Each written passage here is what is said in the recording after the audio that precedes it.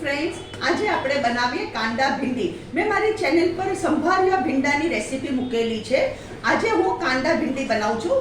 એક જ વેજીટેબલ અલગ અલગ રીતે બનાવું છું કે આપણને ચેન્જ લાગે. કાંદા ભીંડી માટે મેં લીધા છે 300 ગ્રામ ભીંડી, 2 કાંદા, 3 લીલા મરચાં, મીઠું, લાલ મરચું, હળદર, કોથમરી. એટલી સામગ્રી જોશે.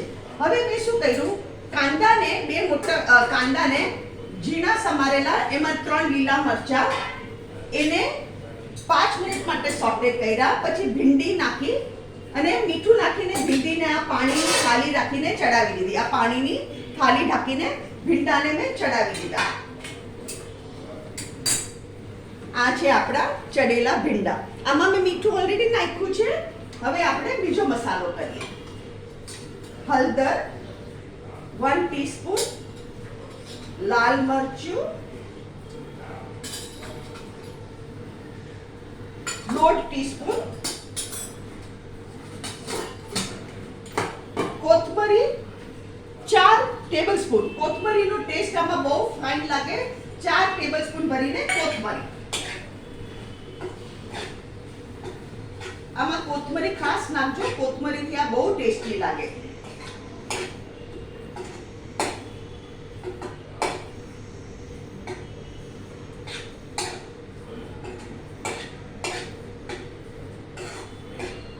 આ ભીંડાને છે ને ચડતા વાર તો લાગે. તમારે પાણીની થાળી ઢાંકી દેવાની અને 5 મિનિટે ખોલીને હલાવવાનું અને 15 મિનિટમાં તમારા ભીંડા ચડી જશે.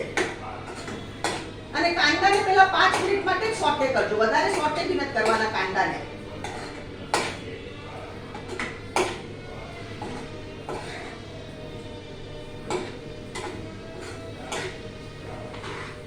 આપણું શાક થઈ ગયું મસ્ત. અહીંયા હું ગેસ બંધ કરું છું.